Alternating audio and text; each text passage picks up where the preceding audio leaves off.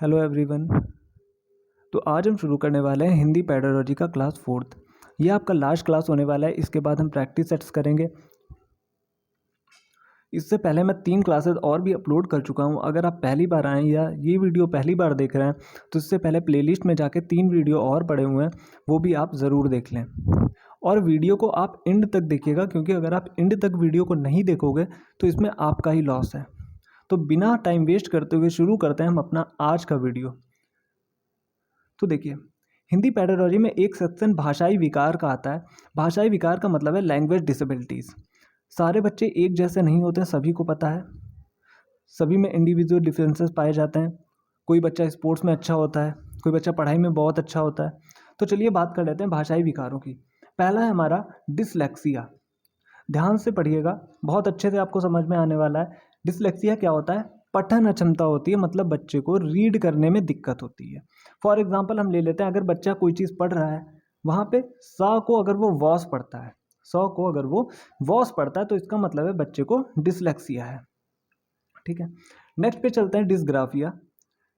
जब बालक को लेखन संबंधी समस्या होती है तो वह डिस्ग्राफिया से पीड़ित होता है। डिस्ग्राफिया, ग्राफ से अंदाजा लगा लीजिए। ग्राफ पेपर होता है, ग्राफ पे हम लोग को लिखना होता है, तो वहाँ पे बच्चा डिस्ग्राफिया से पीड़ित होगा। यदि बालक सा को वॉज लिखता है तो वह डिस्ग्राफिया से पीड़ित है। आई होप आपको अच्छे से समझ में आ रहा होगा। अब चलते हैं नेक्स्ट, जो है डिसकैलकुलिया। तो यहाँ पे आप अंदाज़ा लगा सकते हैं, डिसकैलकुलिया आया है तो बच्चे को कौन सा विकार होगा। गणितीय गणना से संबंधित समस्याएं डिसकैलकुलिया कहलाती हैं। बच्चे को अगर कोई भी जोड़ घटाने में दिक्कत हो रही है, गुणा भाग में दिक्कत हो रही है, तो वहाँ पे डिसकैलकुलिया होगा। अब चलते हैं नेक्स्ट, जो है हमारा डिसमोर्फिया। डिसमोर्फिया क्या है? जब बालक को वस्तुओं में अंतर स्पष्ट नहीं होता है। जैसे बालक ने मोर देखा या मुर्गा देखा, उसको पता नहीं चल रहा है कौन सा मोर है कौन सा मुर्गा है, वस्तुओं में अंतर नहीं स्पष्ट कर पाएगा, तो वहाँ पे डिसमोर्फिया होता है। अब चलते हैं नेक्स्ट, जो है वो है अफेजिया। अफेजिया क्या है? अफेजिया के कारण सुनने, समझने और बात करते समय भाषा के उपयोग में समस्या आती है। बालक को सुनने में कठिनाई होगी और थोड़ा बोलने में कठिनाई होगी, तो वहाँ पर अफेजिया होता है। अब चलते हैं नेक्स्ट है डिस्प्रैक्सिया। डिस्प्रैक्सिया में क्या होता है? शारीरिक कौशल संबंधी विकार होता है। जैसे बच्चा अंदाज़ा नहीं लगा पाता है। फॉर एग्जाम्पल हम ले लेते हैं कि अगर हम बच्चे को बॉल फेंकते हैं और वो अंदाज़ा नहीं लगा पाता है कि हमें कहाँ पे कैच करना है, तो यहाँ पे शारीरिक कौशल संबंधी विकार उससे हुआ, तो ये डिस्प्रैक्सिया के अंतर्गत आ गया। एक क्वेश्चन देखिए सीटेट में आ चुका है इससे पहले भी। एक बच्चा सा को वॉज और न्यूक्लियर को अनक्लियर कहता है, तो वह किससे पीड़ित है? डिसलेक्सिया, डिस्ग्राफिया, डिसकैलकुलिया या डिसमॉर्फिया? तो यहाँ पे सिंपल सा अभी मैं आपको बता चुका हूँ, कहता है, लिखता नहीं है, कहता है, तो वो डिसलेक्सिया। अगर यहाँ पे लिखा होता 100 को वॉज लिखता है, न्यूक्लियर को अनक्लियर लिखता है, तो वहाँ पे डिसग्राफिया हो जाता। आई होप आपको टॉपिक इंटरेस्टिंग लग रहा होगा। बस वीडियो में आप लोग लास्ट तक बने रहिएगा, आपको सारा कुछ चीज़ें क्लियर हो जाएंगी और बहुत ही कम टाइम में। चलते हैं नेक्स्ट पेज की तरफ। तो यहाँ पे हम नेक्स्ट टॉपिक पे आ गए हैं। नेक्स्ट टॉपिक है हमारा शिक्षण सहायक सामग्री। शिक्षण सहायक सामग्री देखिए कौन कौन सी होती हैं, कौन कौन से प्रकार होते हैं और कैसे इस पर क्वेश्चन आता है, डिस्कस कर लेंगे। तो पहले जान लेते हैं कि शिक्षण सहायक सामग्री का महत्व क्या है और है क्या। शिक्षण प्रक्रिया को सरल, रोचक व आकर्षक बनाने हेतु जिस सामग्री का उपयोग किया जाता है वह शिक्षण सहायक सामग्री कहलाती है। देखिए, एक टीचर जो होता है बच्चों को समझाने के लिए, कोई भी टॉपिक हो गया, अगर कठिन टॉपिक है, जैसे मान लीजिए वो बताना चाहता है कि पहले डायनासोर्स थे, तो यहाँ पे अगर वो केवल बातों से बताता है तो बच्चों को समझ नहीं आएगा। वहीं वो प्रोजेक्टर की सहायता से बता देता है तो वहाँ पे बच्चों को बहुत अच्छे से पता चल जाएगा कि डायनासोर दिखते कैसे थे, कैसे चलते थे। ठीक है ना? इससे अधिगम रुचिकर और स्थायी होता है। शिक्षण सहायक सामग्री से अधिगम जो होता है रुचिकर और स्थायी होता है। अब फटाफट से जान लेते हैं शिक्षण सहायक सामग्री कितने प्रकार की होती है। दृश्य सामग्री, श्रव्य सामग्री, दृश्य श्रव्य सामग्री, क्रिया सहायक सामग्री। एक एक एग्जाम्पल लिया। दृश्य सामग्री में देखिए चार्ट आ गया, श्रव्य सामग्री में रेडियो आ गया, दृश्य श्रव्य में टीवी आ गया, टीवी को देखिए देखते भी हैं और सुनते भी हैं। क्रिया सहायक सामग्री जिसमें हम खुद क्रिया करते हैं, फील्ड ट्रिप, कहीं हम घूमने जाते हैं तो वहाँ पे क्रिया सहायक सामग्री हो जाएगी। अब बात कर लेते हैं कि दृश्य सामग्री कौन कौन सी होती हैं।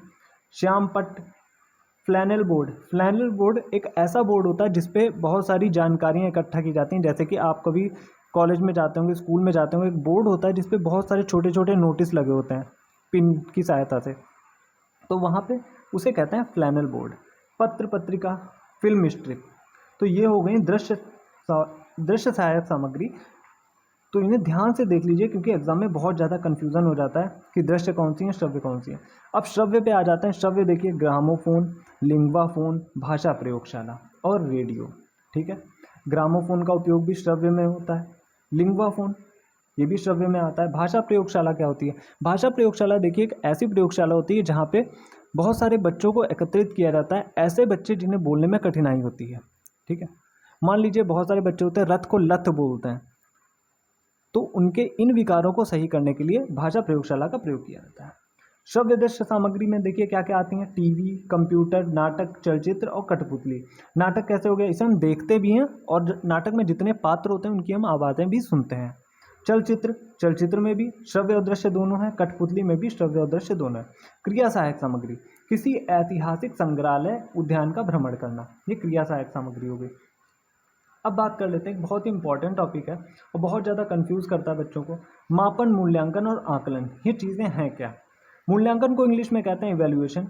मूल्यांकन एक निरंतर चलने वाली प्रक्रिया है जिससे शिक्षक छात्र के ज्ञान व सीखने की प्रक्रिया का आकलन करता है। अब चलिए हम चलते हैं अपने नेक्स्ट पेज की तरफ। अब हम डिस्कस करते हैं नेक्स्ट, जो कि है मापन। मापन को कहते हैं मेजरमेंट। मापन देखिए मूल्यांकन का ही एक रूप है। मापन एक निरंतर चलने वाली प्रक्रिया है। ठीक है, मूल्यांकन भी निरंतर चलता है, लेकिन मापन जो होता है वो क्या होता है? हमें अगर किसी चीज़ को नापना है, जैसे हमें ये पेन है, इसका हमें मेजरमेंट करना है। ठीक है, तो ये चीज़ मापन हो गई। ये अंकों की सहायता से होता है, लेकिन मूल्यांकन में अंकों का उपयोग नहीं होता है।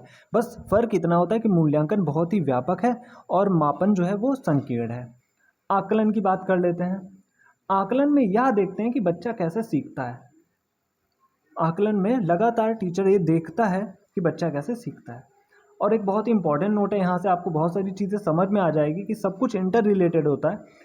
आकलन, मापन दोनों ही मूल्यांकन का हिस्सा है। जैसे आप फिगर से समझ सकते हैं, मूल्यांकन जो होता है दोनों से संबंधित होता है, मापन से भी और आकलन से भी। अब बात कर लेते हैं परीक्षण, निदानात्मक परीक्षण और उपचारात्मक शिक्षण। निदानात्मक को कहते हैं डायग्नोस्टिक टेस्ट और उपचारात्मक को कहते हैं रिमेडियल टीचिंग। इसके बाद आपको कहीं भी पढ़ने की ज़रूरत नहीं पड़ेगी, आज आपको इतना क्लियर हो जाएगा। तो निदानात्मक परीक्षण क्यों किया जाता है? आपने बहुत बार लिखा हुआ देखा होगा, जब किसी को कोई बीमारी होती है तो वो पहले कहाँ जाता है? डायग्नोस्टिक सेंटर जाता है। डॉक्टर उसे प्रेफर करते हैं कि आप पहले एक डायग्नोस्टिक सेंटर जाइए, वहाँ से रिपोर्ट्स लेके आइए। तो सबसे पहले क्या, पढ़ लेते हैं इसको। जब शिक्षक छात्रों को किसी विषय में कार्य करने को देता है और छात्र असफल या कठिनाई का अनुभव करता है, तो छात्र की असफलता व कठिनाई का कारण जानना ही निदान कहलाता है।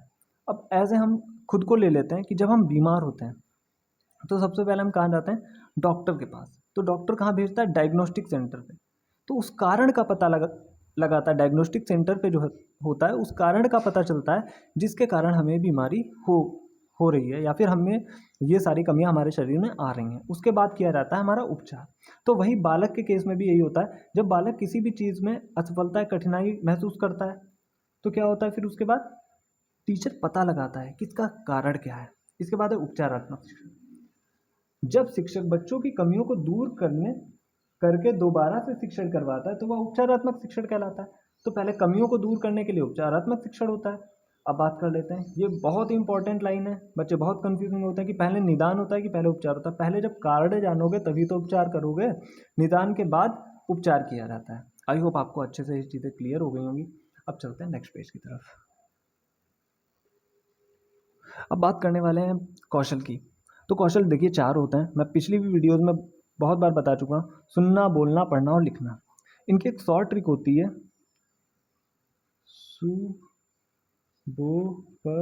ली। सुनना, बोलना, पढ़ना, लिखना। अगर आपको कभी भी सीक्वेंस में कोई भी दिक्कत होती है तो आप ट्रिक से याद कर सकते हैं, ली। 2 कौशल जो होते हैं सुनना और पढ़ना, ये ग्रहम्यात्मक होते हैं। बोलना और लिखना जो होता है वो अभिव्यक्तात्मक कौशल होते हैं। ग्रहम्यात्मक का मतलब होता है किसी चीज़ से कुछ ग्रहण करना। हमसे अगर कोई कुछ बोलता है, हमें पढ़ाता है, तो हम उस चीज़ को ग्रहण करते हैं। और अभिव्यक्त का मतलब होता है किसी को कुछ बताना, स्वयं का नॉलेज दूसरे को देना। जैसे हम किसी से बोलते हैं कुछ तो अभिव्यक्त कर रहे हैं, लिख रहे हैं तो अपने विचारों को अभिव्यक्त कर रहे हैं। तो ये दो कौशल अभिव्यक्तात्मक, ये दो ग्रहम्यात्मक। अब बात कर लेते हैं बहुभाषिकता, मल्टीलिंगुअलिज्म। एनसीएफ 2005 बहुभाषिकता को संसाधन मानता है। बहुभाषिकता का अर्थ होता है एक कक्षा में कई भाषाएं बोलने वाले बच्चे। तो एनसीएफ इसकी सिफारिश करता है कि ये चीज़ें नेगलेक्ट नहीं की जाएंगी। अगर बहुभाषिकता वाले बच्चे हैं तो अच्छी बात है। ऐसा नहीं है कि आप एक भाषा में पढ़ा रहे हैं तो उन बच्चों को बिल्कुल भी प्रायोरिटी नहीं मिलेगी। लास्ट टॉपिक है हमारा पाठ्य पुस्तक। तो देखिए, कभी कभी इससे भी क्वेश्चन आ जाता है कि पाठ्य पुस्तक कैसी होनी चाहिए। पाठ्य पुस्तक जो होती है रंग बिरंगी होनी चाहिए, जिससे बच्चों को आकर्षक लगे। आसान भाषा में होनी चाहिए, व्यवहारिक ज्ञान पर आधारित होनी चाहिए, बच्चे के स्तर के अनुरूप होनी चाहिए। बस आज का टॉपिक यहीं पे समाप्त होता है। आई होप आपको वीडियो अच्छा लगा हो। देखिए, वीडियो बनाने में बहुत ज़्यादा मेहनत लगती है और आपको कैसे बड़े बड़े टॉपिक्स को शॉर्ट करके यहाँ पे पढ़ाया जाता है। तो बस आपसे एक रिक्वेस्ट है कि आप एक लाइक कर दीजिएगा और ज़्यादा से ज़्यादा वीडियो को शेयर कर दीजिएगा, क्योंकि जहाँ पे आप 2 से 3 घंटे की मैराथन लेते हो, वहाँ पे आपका यहाँ 10 से 15 मिनट के अंदर पूरा क्लियर हो जाता है। Thank you.